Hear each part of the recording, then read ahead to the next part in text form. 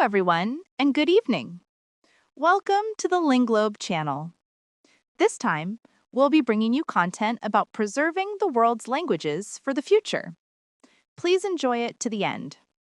Imagine speaking a language so entirely unique that linguists literally cannot find a single genetic link to any other language on Earth. Right, or wearing clothes woven directly from tree bark, featuring, these sharp geometric patterns designed to catch evil spirits before they can touch your skin. Wow, yeah.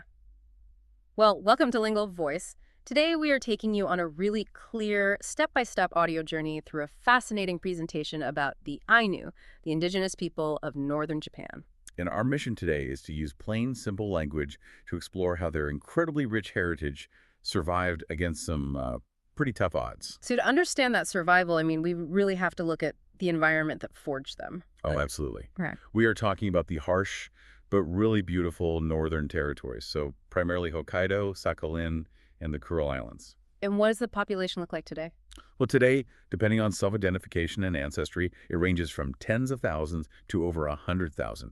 And that intense northern landscape, it completely shaped their worldview.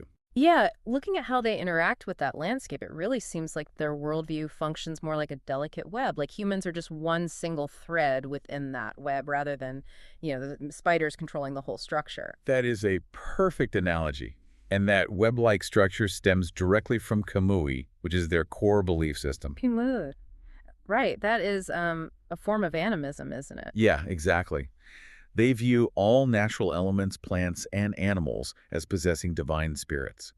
You see the mechanics of this really clearly in Iomante, which is a deeply respectful bear-sending ceremony. Wait, so they aren't just hunting the bear as a prize or conquering it? No, not at all. Right. Instead of viewing a hunt as conquering the animal, they believe they are returning the bear's spirit to the divine realm with gifts. So it is a relationship based entirely on mutual respect and reciprocity. That deep connection to the physical environment actually bleeds directly into how they communicate, which brings us to that linguistic mystery I mentioned earlier. Right, the language isolate. Yeah. The Ainu language has zero known relations to any other language family. So since it evolved so independently, I have to wonder, is it incredibly difficult to learn? Well, phonetically, it is actually quite approachable. It just uses 5 core vowels, A, I, U, E, O, making the pronunciation very similar to standard Japanese. Oh, okay. So where is the complexity then? It is entirely in the grammar. Instead of using particles to connect words like Japanese does, Ainu is strictly verb-centered. But, even if you haven't studied the grammar, its geographic legacy is embedded everywhere in the region, like the city name Sapporo. That directly translates from Ainu as dry land. No way. Sapporo means dry land. That is wild. Yep. And for centuries, this complex language survived purely as an oral tradition. They didn't write it down. Exactly. It is only relatively recently that a written form was developed, using modified Japanese katakana and the Latin alphabet to systematically record it for education. And they have these incredibly profound expressions, like their traditional greeting, Iran Karapte. Doesn't that mean, let me gently touch your heart? It does, yes. It is beautiful. And that same intention to gently protect and connect shows up in their visual language, too. You mean their traditional textiles, the atis? Yes, the ones woven from tree bark. They incorporate functional sacred geometry. Yeah. Like you have the moreyu, which are gentle spirals symbolizing continuity. And then there are the ayus, right, the thorn patterns. Exactly. Those are sharp, thorn-like patterns, specifically designed and positioned on the clothing to catch and repel evil spirits.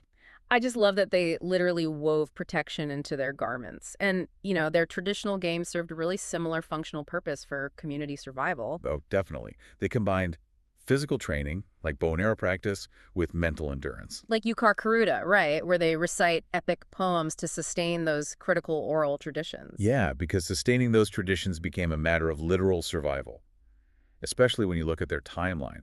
They had robust trade with the Japanese in the 13th century, but the Meiji era brought on systemic erasure. Right, the harsh assimilation policies. Exactly. The government actively banned traditional practices like the Iomante ceremony and forced Japanese education.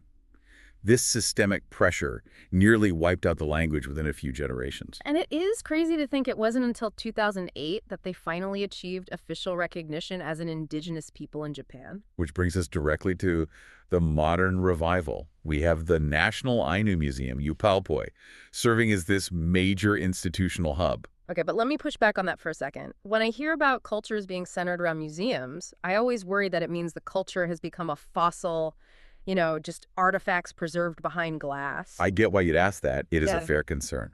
But the Ainu identity is doing the exact opposite right now. It is highly dynamic. Really? How so? The culture lives on through contemporary art, modern music, streetwear fashion, and digital media. It is a living, breathing community. And for anyone listening, it is highly accessible. You can experience it firsthand just by flying into Nuchenkos Airport and navigating with standard Japanese yen. That is so cool. So, synthesizing all of this, the Ainu identity is truly an unbroken thread. Yes, absolutely. They survived aggressive historical erasure through the rhythmic power of the spoken word, the sacred geometry of their art, and a profound reverence for the natural world. They've proven that a cultural voice can adapt and survive even when the systemic odds are stacked against it. Right. And it really leaves you with a profound question. In our modern world where, absolutely everything is instantly digitized, recorded, and backed up on a cloud, how much of your own family's true history and spirit survives purely on the unwritten, invisible threads of oral tradition and shared memory? Thank you for watching until the end. We will continue to bring you many more languages from around the world. Please subscribe to our channel. See you next time on the Linglobe channel.